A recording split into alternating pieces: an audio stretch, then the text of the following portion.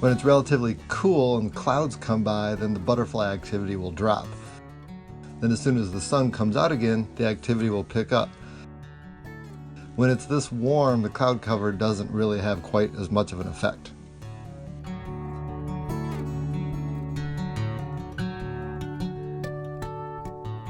Butterflies are cold-blooded.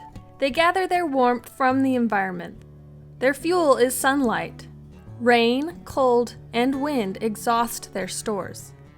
We survey from April to September when the weather is warm and the sun is shining. Even local weather fluctuations of microclimates matter. A storm passing up the Bitterroot Valley, hugging the Bitterroot side, will cause butterflies to hunker down beneath the clouds. Well less than a mile across the valley, the butterflies may be enjoying a sunny day on the ranch, like these mule deer. During the peak of butterfly season, warm temperatures allow butterflies to be active even on cloudy days. On a 60-degree day in July, during butterfly season, butterflies are less active than on a 60-degree day in March outside of butterfly season, because spring butterflies are adapted to cooler conditions. For example, this painted lady is active in the spring on a chokecherry. Although painted ladies prefer cooler weather, they cannot survive the winter in most of the U.S. Every year, in the spring and early summer, they migrate north, and successive generations return south in late summer. In boom years in March, millions of adult painted ladies stream north and northeast from Mexican deserts to repopulate the continent. Painted ladies are hardy. They withstand fluctuating spring temperatures and weather conditions. They'll fly over patches of snow when it is less than 50 degrees out. This field crescent butterfly on an oxeye daisy exhibits thermoregulation. It orients its wings to absorb solar energy. In the heat of the summer, a lorikeet's admiral rotates its wings parallel to the direction of solar photons to avoid overheating. In the education garden, ranch interns with the Ecology Project International conduct diurnal surveys from morning to evening during the summer to study which weather factors most affect adult butterfly activity patterns. In addition to weather, plant communities and soils also determine where butterfly species occur. On MPG, some species inhabit multiple plant and soil communities. The ranch provides a wide range of altitude and weather conditions to study butterflies. We monitor butterflies from the floodplain of the Bitterroot River up through sagebrush prairies to the top of Mount Baldy at 6,000 feet above sea level, through dense conifer forests, and in woody draws.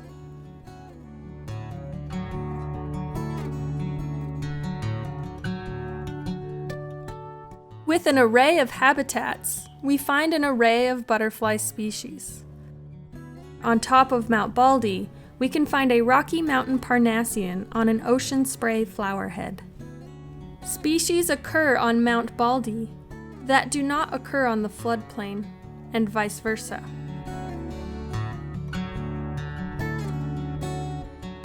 We plan to test the effectiveness of land restoration efforts against long-term butterfly population trends.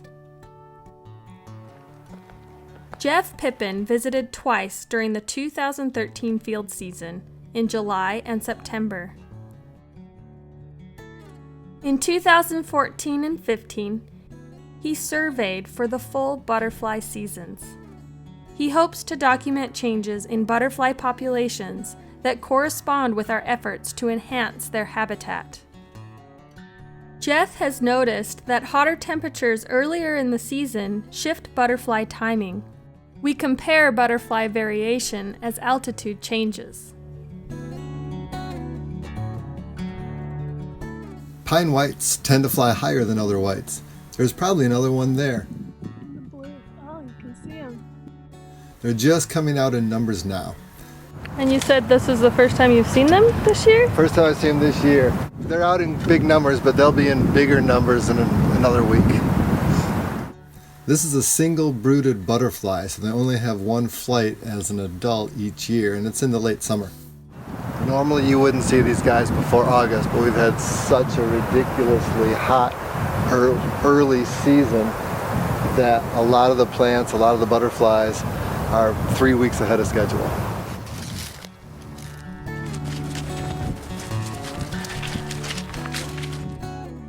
When we understand which butterfly species are dependent on which microclimates, and how the butterflies vary across those locations through time, we can use them to determine the effects of weather on animal communities.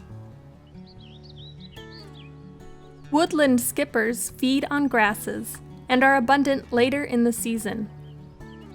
Cabbage and Becker's white butterflies are common and found ranch-wide.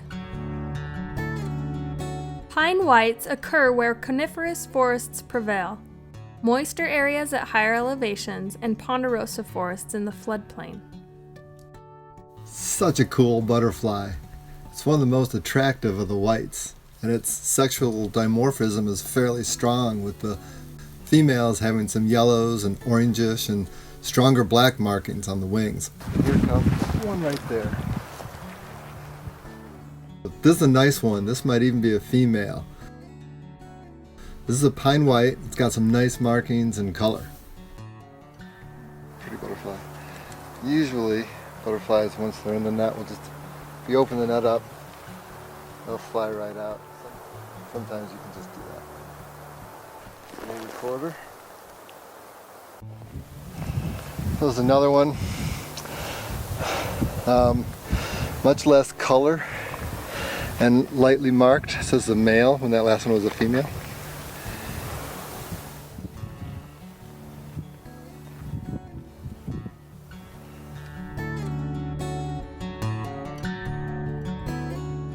This road can be great for butterflies, especially in the springtime around puddles or areas where elk or horses have left a pile of urine or some other excrement that leaves a number of minerals.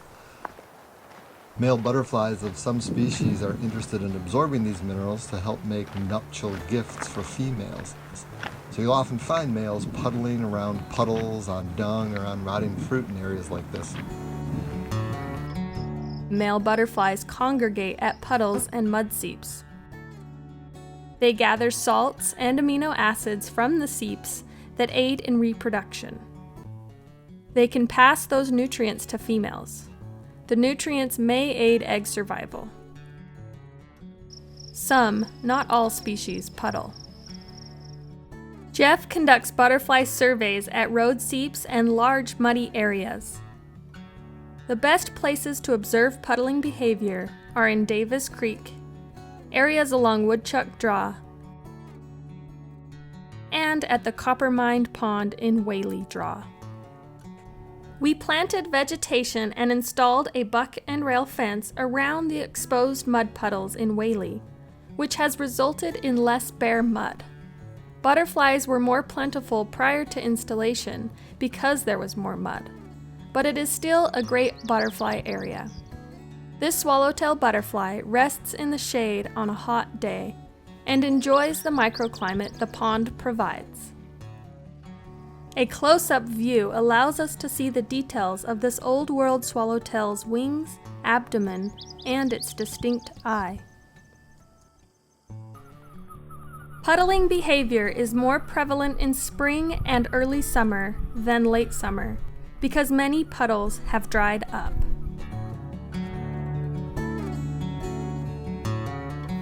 Commas are relatives of mourning cloaks, and they have evolved the life history strategy of overwintering as adults. Most butterflies don't do that. So a fresh brood of commas come out in the fall like this, and these guys will fly around and feed and so forth till it gets cold. Then they'll find a nice piece of tree bark or thick vegetation to curl up in and survive the winter. When a hoary comma closes its wings, it resembles birch tree bark. Water sources provide valuable habitat to more than just male butterflies who congregate to attract females. Birds, wasps, thirsty snakes,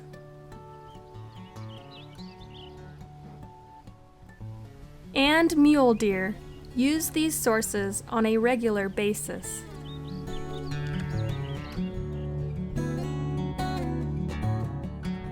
Swallowtail is an example of hilltopping because they're up here cruising around. Those are most likely both males looking for females. Yeah.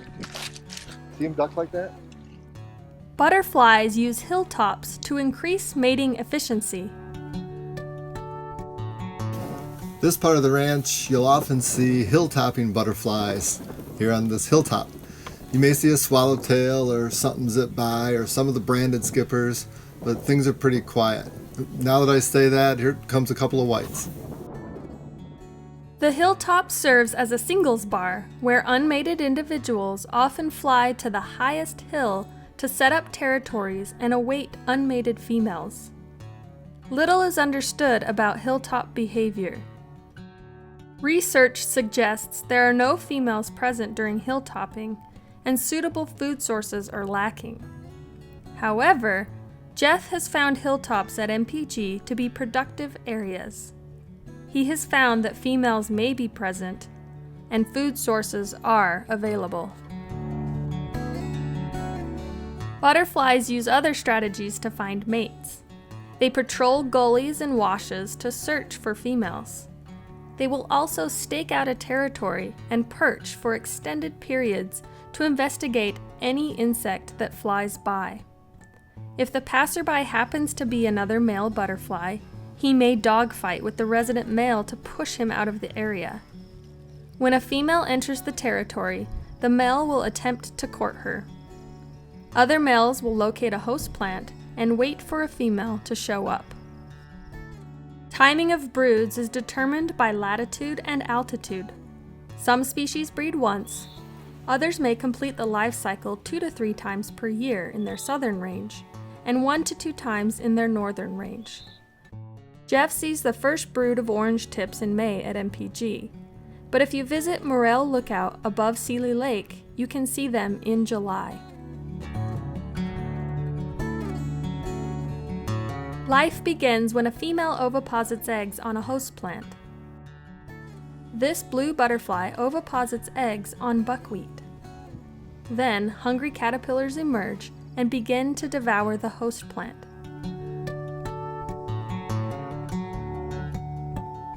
These tent caterpillars grow up to be moths. They feed away from a colony and live collectively to protect themselves. Life for a butterfly is limited. This tattered Zerine fritillary is at the end of its life cycle. A Melissa Blue's wing edges are tattered. A predator may have taken a bite at this checker spot on a buttercup. Butterflies face many perils. They may perish during storms, high winds, and cold, and they may drown in puddles. Butterflies, moths, and caterpillars are an abundant food source for birds. Almost all songbird fledglings, including Lewis's woodpeckers, are fed a diet of insects. They provide food for amphibians, other insects, and small mammals. This hornet dismantles a woodland skipper butterfly. It removed the wings, then ate the body. Crab spiders eat all kinds of butterflies. The crab spider seen here consumes a wood nymph butterfly much larger than itself on the floodplain. Butterflies depend on different strategies to protect them from hungry predators. A monarch butterfly will gather chemicals from a host plant as a caterpillar and keep the chemicals sequestered. By adulthood, monarchs are poisonous to predators. Monarchs are not regular visitors to the ranch, but there are 5 records over 2 years. Butterfly, is that your 5-meter radius? Oh, he's behind us. He is now. So that's a gorgeous pine white. Paused briefly on the yarrow. Scientists believe that butterflies are of minor value as pollinators. We don't know how effective individual species of butterflies are at providing pollination services. Skippers are a furry, short-legged species capable of collecting pollen on their hairs. They may be good pollinators of plants such as rabbitbrush. Rabbitbrush is a huge provider of nectar to many insects. Pollination aside, caterpillars help regulate plant populations and feed young songbirds.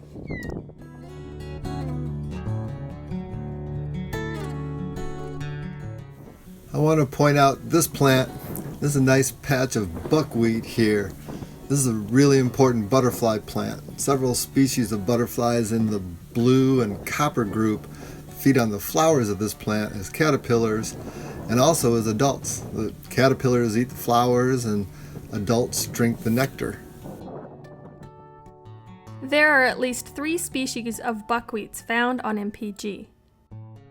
Many butterflies in the blue group use buckwheat as their caterpillar host food plant. Blues can be difficult to identify in the field based on their lack of field marks.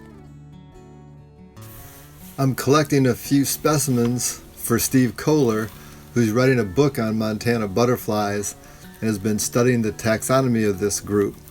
He's likely going to be describing a new species or subspecies of buckwheat blue butterfly, partially based on the types of buckwheat plants that the butterflies are using.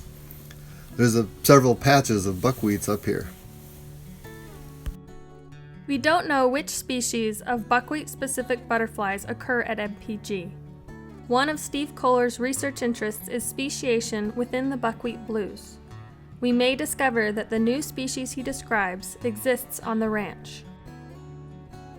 Native and non-native plants provide food for mammals and insects. Erigeron species are native. Northern blues feed on the nectar it provides. Goldenrod, a native, blooms in late summer on the floodplain. A wood nymph butterfly feeds on the flowerhead. Blazing star, a native, could be a nectar plant for butterflies if it succeeds in restoration areas. A Becker's white butterfly perches on the leaves of blazing star. 3 snowberry checker spot butterflies nectar feed on native dogbane. A field crescent pollinates Oregon sunshine.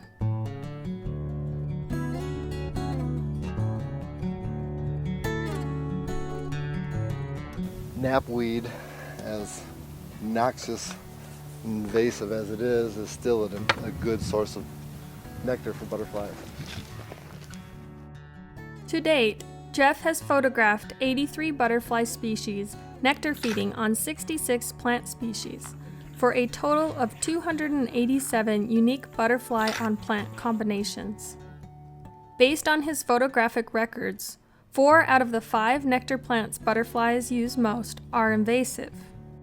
If we removed all of the invasive plants, what would the nectar landscape look like?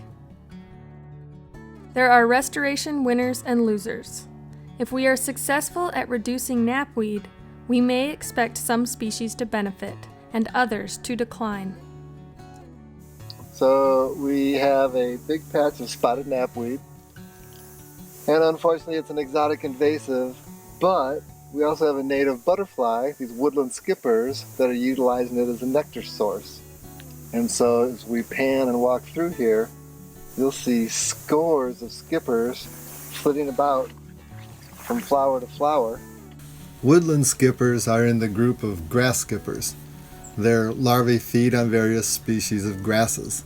They can be an incredibly abundant skipper in late summer, and the underwing pattern can be really variable, but it's always orangish with a variably weak or strong chevron spot pattern. This is a really impressive display. How many total? We're keeping a very accurate tally of every individual. I don't want to say exactly what that number is quite at the moment.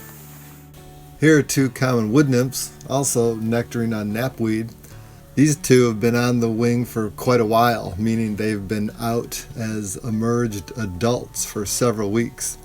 You can see a number of nicks in the wings as they've plowed their way through the vegetation and for shelter at night and evading predators that may have taken some of those nicks out of some of their wings.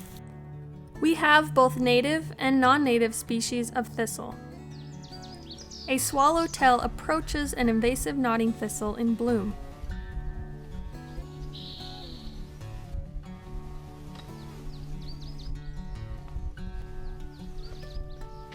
It is a nectar and a food plant for butterflies and other insects.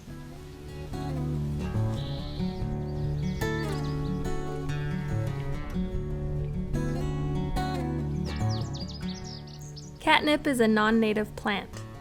These skipper butterflies nectar feed on catnip in woodchuck draw. Small tumble mustard is an exotic invasive plant on the floodplain.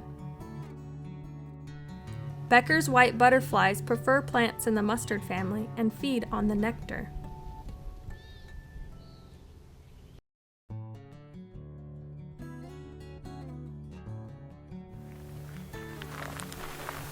Oh wow. Looks different. It is different. I think it's a hedgerow hair streak. This is a pretty exciting butterfly. Prairie sagewort is a popular butterfly nectar plant that grows in disturbed areas and along the roadsides of Baldy. Jeff has encountered 2 hedgerow hair streaks at MPG Ranch, the second one nectar fed on this plant. I've only seen one on the ranch ever. I saw one at MPG North and one last year on the ranch, and this is the first one I've seen this year. You'll notice very tiny hair-like projections coming off the rear corner of the hind wing. That's what the hair streaks are named for. That is so cool. We write down hedgerow hair streak, and we just had an unknown blue fly by. The primary goal of long-term butterfly monitoring is to test the effects of restoration on butterflies, plants, and wildlife communities.